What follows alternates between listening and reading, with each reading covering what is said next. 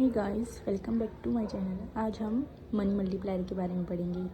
मतलब मुद्रा गुणक के बारे में। कल मैंने मुद्रा के मापक बताए थे आपको, M0, M1, M2, M3, M4।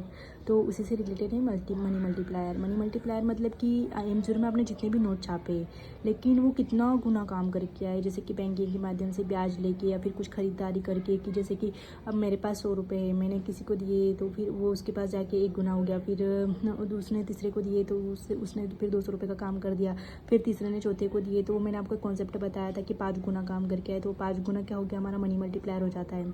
तो इसमें मनी मल्टीप्लायर की डेफिनेशन दी गई, जैसे कि मुद्रा गुणक। मनी मल्टीप्लायर को क्या कहते हैं हम हिंदी में, मुद्रा गुणक। ठीक है।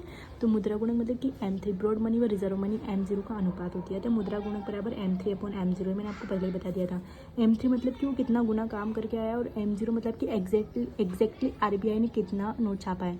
जैसे कि मान लीजिए कि 100 रुपये हैं, जैसे कि मान लीजिए यहाँ पे है 500 रुपये, है ना। 500 रुपये, 500 गुण मतलब कि वो काम करके 500 रुपये का आया, और हमने छापे थे केवल 100 रुपये।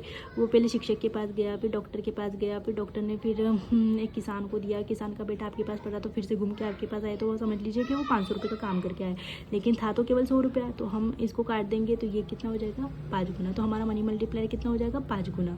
मतलब ये है हमारा M3 की औकात, मतलब कि कितना गुना काम करके आया, और ये हमारा M0 की कितना नोट छापा हुआ था। ठीक है। तो ये कॉन्सेप्ट आप समझ गए होंगे कि ब्रॉड मनी और रिजर्व मनी का अनुपात होता है मनी मल्टीप्लायर, इसे ही मुद्रा गुणक कहते हैं।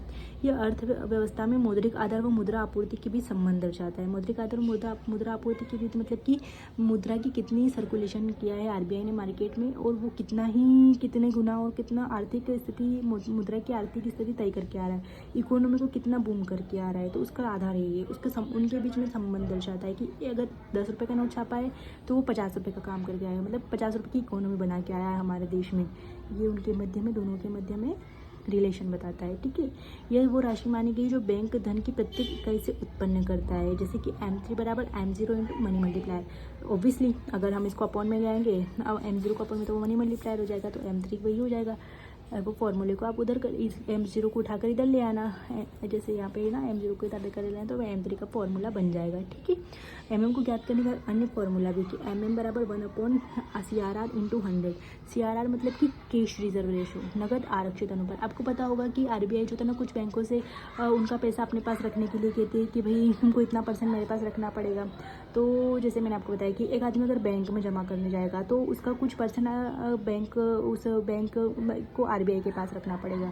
फिर वो फिर बैंक से लोन लेके जाएगा दूसरा आदमी, वो दूसरा आदमी फिर अपने अकाउंट में जमा करने जाएगा, तो फिर उसको उसमें से लोन उसको मतलब बैंक में रखना पड़ेगा। और बैंकों को कुछ % जो होता है ना, वो RBI के पास रखना पड़ता है। वो कुछ % जो RBI के पास रखना पड़ता है उसे ही हम CRR कहते हैं, कैश रिजर्व रेशो, नगद आरक्षित अनुपात। इसके बारे में डिटेल में हम आगे पढ़ने वाले हैं। ठीक है। तो उसको बोलते हैं। तो ये मनी मल्टीप्लायर का फॉर्मूला सबसे पहले आप याद रख लेना, 1/CRR इंटू 100। और वर्तमान में हमारा CRR कितना है, 4% है। RBI ने 4% कर रखा है। तो मनी मल्टीप्लायर को हमारे देश में कितना गुना होना चाहिए, 25 गुना होना चाहिए। ऑब्वियसली यदि कैश रिजर्व रेशो हमारे देश में 4% है, तो इसके अकॉर्डिंग हमारे देश में मनी मल्टीप्लायर को 25 गुना होना चाहिए। मतलब ये है कि यदि RBI ने 1 रुपये का नोट छापा तो उसे 25 गुना काम करके आना होगा, मतलब कि 25 रुपये का काम करके वो मार्केट में आ जाएगा। जैसे कि 1 रुपये से आपने किसी को आपने दुकानदार से चॉकलेट खरीदी, दुकानदार ने वही 1 रुपया अपने माल लेने में कर लिया, उस माल वाले ने आगे थोक व्यापारी को भेजा था, उसका डॉक्टर के पास गया, ऐसे करके 25 लोगों के पास 25 गुना काम करके आ जाएगा वो 1 रुपया। ठीक है। लेकिन ऐसा नहीं होता है, क्योंकि हमारे देश में CRR 4% है, लेकिन तो हमारा मनी मल्टीप्लायर 25 गुना होना चाहिए। लेकिन वास्तविकता में हमारा मनी मल्टीप्लायर कितना है, 5.2% है, केवल 5.2% है। मतलब आप समझ लो 50% कम भी नहीं है, उससे भी ज़्यादा कम है। 25 गुना का 50% 12.5% होता है, लेकिन उससे भी ज़्यादा कम है हमारा। तो मतलब केवल 5.2% है हमारे देश में मनी मल्टीप्लायर। तो उसका रीज़न क्या है, उसका रीज़न, सबसे बड़ा रीज़न उसका ये होता है कि आज देश में प्रत्येक व्यक्ति का बैंक से अकाउंट नहीं है। अब ये जो सुविधा हमारे प्रधानमंत्री जी नरेंद्र मोदी ने करी है जनधन अकाउंट के माध्यम से, कि प्रत्येक व्यक्ति को बैंक से कनेक्ट किया है। लेकिन आज भी गांव में लोगों को बैंक में खातों में पैसे जमा करने में विश्वास नहीं होता है, और बैंक वाले भी बहुत ज़्यादा मतलब कि क्वेश्चन करते हैं। अगर कोई पैसा जमा करने जाता है, निकालता है, लोन लेता है, तो उसमें बहुत ज़्यादा क्वेश्चन करने लग जाते हैं। और कभी बोले लंच टाइम जो काफ़ी चलता है ना उनका, तो वो सारी चीज़ों की वजह से लोग बैंकों में जाना पसंद नहीं कर रहे अभी भी, और वो इतना जागरूक नहीं होती है। तो बैंकों में अगर खाता ही नहीं होगा तो लोग बैंक में पैसा जमा नहीं करेंगे तो बैंक RBI के पास CRR के रूप में क्या ही रखेगा। तो वो चीज़ भी होती है ना, यहाँ पे वो चीज़ भी मैटर करती है, जिससे कि उसमें भी हमारी दिक्कत हो जाती है और ये चेन टूट जाती है। जैसे कि सबसे पहले कि अगर आपने 100 रुपये किसी को दिए, अगर वो बैंक में जमा नहीं करके ने फिर वो मतलब इसे कोई गल्ला जैसे बोलते नहीं, पहले के ज़माने में लोग ज़मीन में गाड़ देते थे जैसे रख के, तो वो पड़ा ही रहेगा पैसा, वो आगे जाके कुछ काम ही नहीं कर रहा, वो चेन ही टूट गई वहाँ पे। अगर वो बैंक में जमा करता तो बैंक वाला किसी और को लोन देता, कोई और लोन लेके वो फिर दूसरा काम करता उस अपना, और फिर वो दूसरा आदमी होता है वो फिर लोन के वो बैंक में जमा करता, फिर इस तरह से वो साइकिल चलती रहती थी। लेकिन यदि बैंक में अकाउंट नहीं है और आदमी उस पैसों का कुछ नहीं कर रहा और उसने केवल अपने घर में रख दिए, तो वो चेन तो वहीं टूट गई, वो पैसा आगे कुछ काम ही नहीं कर पा रहा है, इकोनॉमी में कुछ ग्रोथ ही नहीं कर पा रहा है। तो सबसे पहले लोगों का बैंक से लिंक होना काफ़ी ज़्यादा ज़रूरी है, तभी हम अपने मनी मल्टीप्लायर को बढ़ा पाएंगे।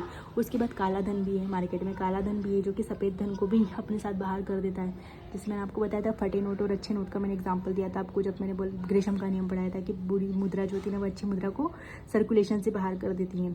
तो वही वाली चीज़ होती है कि काला धन आ जाता है लोगों के पास तो वो उसे सफ़ेद करने की कोशिश करते हैं।